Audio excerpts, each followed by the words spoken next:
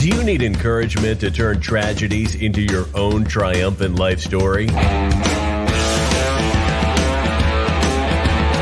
If so, this podcast is for you. Listen to powerful guests who have persevered through challenges so you can gain strength to build your championship life. The host of Professor of Perseverance podcast, Dr. James Purdue. Hey, and welcome to all of y'all coming back into the Professor of Perseverance podcast. I am the Professor of Perseverance himself, Dr. James Purdue. And so, hey, our topic is always, we want to talk to people who's gone through something, how to get through it, and how they can help you provide some encouragement, some hope, some motivation, some inspiration, something to get you over that little hump so you can realize that life is worth living during a struggle. Hey, today our guest, man, I tell you what, this is going to be a good one because I'm always into the sports thing, I tell you. All right. So this guy here was the first. Now we say first, we'll find out was there any others following him, but the first legally blind athlete to play football in Division I game when he was with Tulane University. His senior year was a captain and went on to become an NFL free agent. So let's go and get started here with Aaron Golub. Welcome to the show, buddy. Thank you so much for having me. I'm looking forward to this and to sharing my story with your audience. Now, before we get started, I want to share this. Let me see if I can hide behind your information I got over here. But I want to share this here. You're a little younger than I am, so you may not know this, but on today's date, October 7th, they say on YouTube and stuff, you're not supposed to, date your stuff, keep it evergreen. But this is too important. Today's date there, Aaron, you're going to love this. Is a football trivia for you in the future to remember now.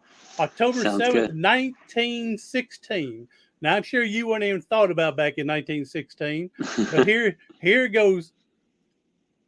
Between Cumberland University, of course, back then it was Cumberland College Bulldogs were playing against Georgia Tech Engineers football game. The final score on today's date, October 7th, 1916, whether you believe it or not, Aaron, there's going to be a trivia question one day in your future, and you're going to say, I know this. The final score was Georgia Tech 222 to the Cumberland Bulldogs 0. Wow. In 1916. Now, add to a little bit more to that. In the spring season, these two teams met in baseball, and wouldn't you know it that Cumberland Bulldog baseball beat the Georgia Tech Engineers 22-0. So football felt like they had to even the score on that date. Wow. So, all right. Wow. Now, you ever win a drink at a bar thing, you can thank me for it one day. Sounds good. All right, Aaron. Hey, thank you for coming in today and sharing your story with us and help encouraging other people. So let's go ahead. I gave a brief synopsis, being the first legally blind person to play the Division I with Tulane. So let's go ahead and tell your story. Did you play like a middle school football, high school football, worked your way up? How'd your story go, man? Yeah, I started playing football in 7th grade, and I started as an offensive and defensive lineman. And I did that for the first few years. And sophomore year of high school, I was in a position where I was, the third string junior varsity offense and defensive line. And I just had enough. I said, I want to play varsity. I want to play in college. I want to play Division I and at the highest level possible. And I made a decision. I found long snapping, and I decided that if I got good enough at this, if I worked hard enough at this, then I might have that opportunity. And that's what I did. I just pursued it from there. There you go. So when there's when we're struggling somewhere, but usually if we look hard enough, we can find a way out. Yeah. So now let's go a little deeper into your story. How or when did you learn that you were considered legally blind? I was born with it. So I was born with no vision in my right eye and extremely limited in my left. And so it was something that I've, grown up with my entire life. And, because of that, I've never known anything different, which, for me, I feel is a good thing. I don't know what it's like to have full vision. Okay. All right. And what's that? What's it called? What do they call it? What do they doctors call? My specific condition. Yes. Yeah, I have Peter's anomaly. It's a very rare genetic disease. Okay. Good deal. And so I'm assuming with you playing sports and everything, mom and dad threw out the bubble wraps when you were a baby and younger and growing up, that they decide to let you be adventurous and do the best that you can do. And I mean, I'm sure they were there to help protect you, but they Yeah. let you be as normal as possible. Yeah, no, 100%. I did a lot of sports growing up, whether it's been from skiing and snowboarding to skateboarding to basketball to soccer to whatever. I played pretty much everything under the sun growing up. And, obviously my parents were concerned at times, but they were willing to let me do whatever I wanted. There you go. And that's good, open-minded thinking of them. And of course, now I do understand there's some children, you've got a bubble wrap. I do understand that. Okay. Yep. But when there is an opportunity that when you're learning the child as they're growing, give them a little bit leeway so you can learn more. I mean, who would ever thought Helen Keller came out the way she would Yeah. if someone wouldn't have took that risk with her? So, Yeah, absolutely. but I do understand there's some that, it has to be, and I'm all for, I'm not saying abandon ship on everybody. So, there are some that needs it and definitely give it to them because we want it less injury as possible. So, all right. Yeah. Aaron, oh man. So you've been playing all these sports and everything growing up and testing the waters how far you can go, and you decided one day that, like you said, you wanted to play Division I, you wanted to get into college. And how did that go about? Right, because how do you contact a college, or they contact you and then they find out you're legally blind, and then how did Tulane all of a sudden said, all right, come on, man, we're going to give you this opportunity? Yeah, for most positions, if you're a top recruit as like a quarterback or a wide receiver, coaches are going to come to you. I was able to work my way up to become one of the top long snappers in the nation and one of the top overall athletes for football in the state of Massachusetts. And when you're at that level as a long snapper, yes, a couple schools here and there reached out to me, but not many. It was mostly outreach on my end. I was doing a lot of cold emails, cold calls, showing up at some schools just randomly, just trying to get in front of coaches, doing whatever I could. And it was hard. It was hard to get the attention of them. Most people didn't respond or didn't have an interest. And then even when they did, once I expressed and told them about my vision, even less people had an interest. And I was fortunate that Tulane gave me that opportunity and was willing to say, let's give it a try. I believe in you. You've come this far. We can make this happen. Did they have, and I don't know if the football team or the university itself have some type of waiver or something because of your legally blindness that they don't want to be responsible if you got hurt, or was there anything like that? Or is that discussed? Nope, nothing different than any other athlete. Good. They Awesome. treat me the same. Yeah. Yeah, I'm glad that they're open-minded. That's awesome. So Yeah. we need more universities and colleges that are more open-minded to give that chance. And if they can't make it, they can't make it. But if Yeah. they can, they need an opportunity to show it. Yeah. And look, at the end of the day, it's not about, are you legally blind? Do you have a different disability or something? It comes down to, are you good enough at the sport to play at that level? And if you are good enough, then you should get an opportunity. If you're not, then I'm sorry, but that's life. I was fortunate to be good enough. And I believe that everyone through hard work can make it there. But, universities have to do what they have to do, and I understand that. But when it comes a time where there is someone who has that ability, who is good enough, I'd love to see when they're able to give that shot to them. Amen, brother. So now I reading about your story a little bit, that you're the first legally blind. I don't want to keep using that all the time, but athlete that I've seen get this far. And has there been any other legally blind or person after you? So I think it was a year. I think he's a year or two younger than me. Have you heard of Jake Olson? He's completely blind. He Haven't also heard played of. football. He also played football. Great guy. I've talked to him a few times. I think we did a podcast or some radio show when I was like a junior and he was a freshman, or I was a sophomore and he was a freshman. And it was kind of like talking through our experiences, and I was giving him some advice and things like that. But he played as well. I don't know. You know, all the details of his story, but I know the overview, and he's a great guy, and really like him, and proud that he was able to do that as well. Besides that, I do not know if there's others since me. I do not believe so. I feel like I would have heard of it, but hopefully there will be down the road. Well, and I would think that they would reach out to you to get some advice on what to do, what not to do, stuff like that.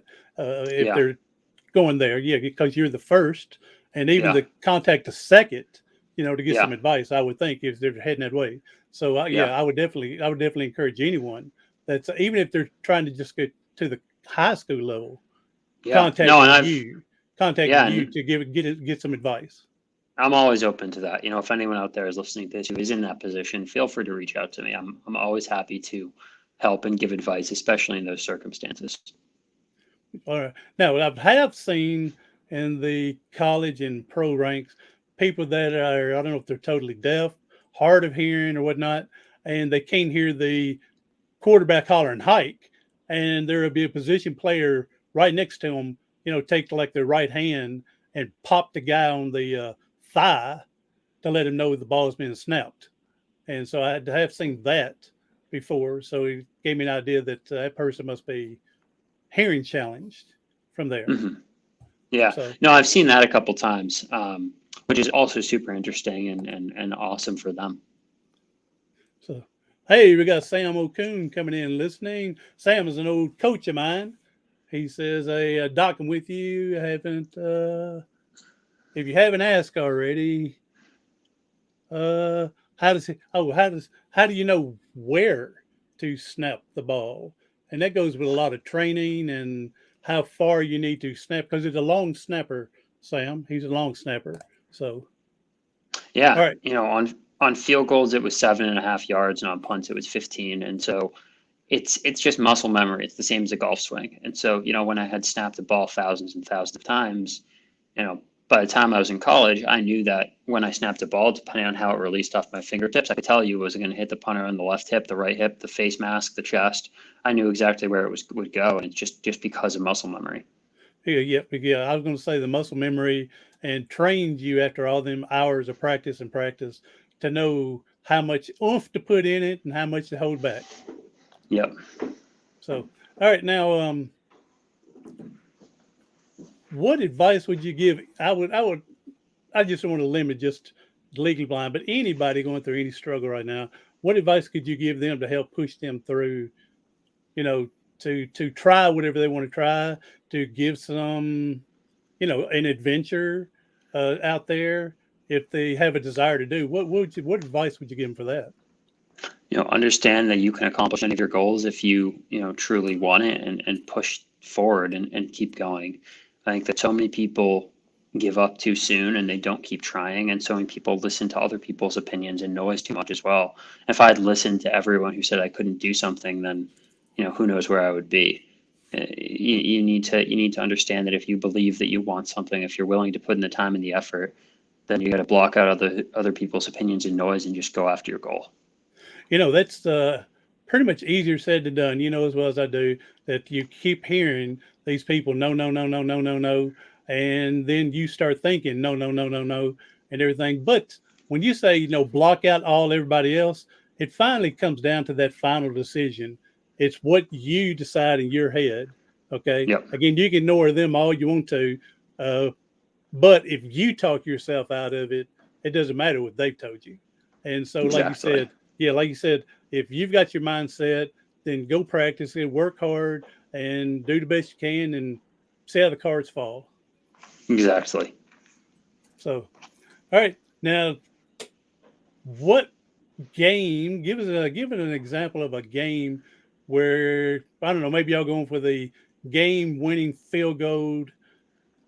53 yards out, and you're the pressure's on you to get that perfect snap, or or a tie game, something to tie the game, and give us a how a game like that would feel with you, because now the pressure's it's on the kicker as well, but it's on you to get that ball there.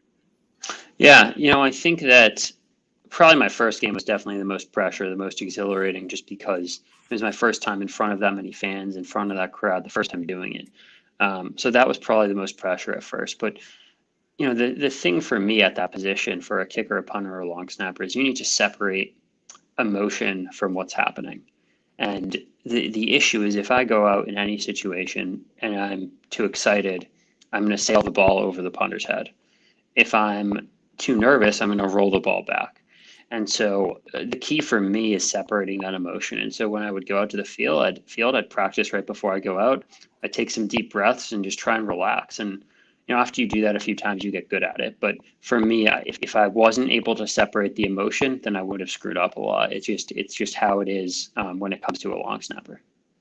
Yeah, and I played baseball for a long time, and so our things, it's same as football, is to say once you're inside those lines, you got to forget about the world and everything out there to play your game. And so now, so you say the first game you thought maybe the most pressure for you. Then after that, it was just another day in paradise. Yeah, and even that first one, I knew I was prepared. Of course, I was nervous, but I knew that it was the same thing I've done every single day. And so I knew that I was going to go out there and snap a perfect ball. But it definitely was the most nerve-wracking at first. All right, now let's step a little deeper here. Free agent, NFL free agent. How did that go, and what happened out of there? Yeah, I wanted to continue on and play. And so for me, I did my pro day. I trained for it, and I talked to a couple teams. Unfortunately, because there's only 32 snappers in the league, if someone doesn't get hurt or screw up, they don't replace them. And there wasn't that opportunity for me. And that's okay. I made a pivot in my life, and I went into the world of business and entrepreneurship and speaking. And, I love it. I love everything I do. It's been incredible. And I made the right decision. I didn't want to keep chasing that where, I might not have been making a team for several years. You never know. And I dove into the world of business, and I love it today. Good job. And yeah, that's a hard line to draw sometimes, is drawing a line when it's time to move on. Like you said, there could be other people that would have tried 4 or 5 years before they finally said it's time to move on. And I mean, there's no right or wrong answer for that either. So Yeah. I mean, I can tell someone to say, after 5, man, you need to quit that. Look, if it's their desire and they're still working it, I mean, there's no wrong or right answer. Absolutely. So now, what did you went to? So you got into the business world now, entrepreneur. So, and you go out and what do you do now? Yeah, I do a couple things. One of my biggest things is I speak, and I go around to companies, to sports teams, to events all over, and talk about my story, talk about leadership, overcoming obstacles, and share my message with them. I do other things as well, but that's probably my favorite. Is going out and hitting the road. Of course, last year it was big on Zoom for everybody staying. I'm sorry COVID come around, but I sure love staying at home doing speeches and stuff instead of all the traveling. So it's one of them double-edged swords, I guess. So exactly, 100%. So all right, now what's part of your speech? Well, I mean, I'm sure you have several different topics, but what's a main one or two? Yeah, the biggest one is achieving goals through adversity. And, through that, I talk about, how do you overcome obstacles and challenges in front of you? How do you, turn your disadvantages into your advantages, and how do you become a better leader? And it kind of all ties into one, which is fantastic. And I love sharing that with people all around. And all right, so how often are you getting there now that things are opening up? Most of them are still virtual, unfortunately. That just is how it is. I've had several over the next couple of months that were potentially going to be in person, switch to virtual. But, hopefully it gets back to in person sooner or later. Yeah, I do prefer the in person, like you're saying, just because of that human interaction, there. But again, it sure beats that traveling. Yeah. So, all right, then You have any books out? I do not right now. I'm in the process of writing one that will probably come out at some point, maybe next year. We'll see. It's not my top priority right now, but I will eventually. Okay. Yep, that's just something people would love to just read your story Yeah. from there. And so, yeah, again, there's no right or wrong time to get it done and not done. So that's from there. My first book is how I got in a wheelchair and everything like that, and it took me only 12 years to write it. So maybe it shouldn't take 12 years. So, but mine was I would write a page, then I would not even touch it for 6 months, come back and write a paragraph, not touch it for 3 months. So finally I said, if you're going to do this, you better get it done. And so that's when I Yeah. finally wrapped together. I mean, it's a miracle I didn't lose it. We changed computers out. It's a miracle that at 12 years I didn't lose it in there, because I'm pretty sure I would never start over if I would have lost that manuscript. Yeah. So, all right, now do you get to go to like any football camps, Peyton Manning camps, or anything, and talk to young athletes coming through? Maybe not Peyton Yeah. Manning's camps, but other camps, or do you even host your own camp? I've never hosted my own. I've never talked at Peyton Manning's, but I've definitely talked to camps and events all over for that, and it's a lot of fun. It's really, um, I enjoy engaging with that age group and helping them and guiding them to where they want to go. They're very vulnerable, and they're looking for something to grab a hold of to keep them going. And so, Yeah. I love talking to that group as well, the younger ones. So, all right. Well, I don't know much of anything else here. You've wore it out here. You're tearing it up here, man. So, hey, you want to go ahead Appreciate and it. no, I appreciate you coming on and again helping us and sharing with us and helping the future of whenever, because they say this stuff's on the internet forever. So 100 years from now, someone's going to find this, whatever it'll be then, and you're going to help somebody else then. So, Absolutely. hey, now go ahead and tell us your website, social media, how people can reach out to get you to come speak, or if I don't know if you got coaching programs. So, Yeah, my website is aarongolub.com. You can find me on Instagram and Twitter, both at Aaron J Golub, and reach out. I'm always happy to help. I do speaking all over, and I have some other behind the scenes businesses that I kind of don't talk through on podcasts, but I don't do a ton of coaching. I do it occasionally with the right person. If someone is looking for that and they want to reach out, I'm happy to consider it. I rarely open up spots for it because it's not one of my main things. But if that's something someone's looking for, I'm happy to discuss. all right, good. And Aaron, if you go to again, I tell people to Google, Google Aaron, Aaron Golub, Golub, and then you can Google search and find everything you probably need it. But Aaron, I will also put your information that you gave us on the show notes to make it easier for people to find you. So, Awesome. No, thank you. I appreciate that. so you're welcome. Thank you. Appreciate again you being here. Now, Aaron, the last thing we're going to do here is we know that people are hurting and struggling today. If you can give us some type of positive message that can help them get through today, man, that'd be awesome and a blessing. Yeah, just keep going, keep trying. Understand that things will get better no matter the challenge, no matter the obstacle. If you keep trying, keep pushing through it, you'll accomplish your goals eventually. It might take time, but it'll happen. Amen, brother. A friend of mine, Bird Baggett, he's quoted in saying, "Don't give up before the blessings." So that's what he says. So you're just repeating basically, don't give up. Everything's going to come. If it's supposed to, it's going to be here. So Exactly. all right, Aaron. Hey, buddy, appreciate you taking the time for being on here and helping us.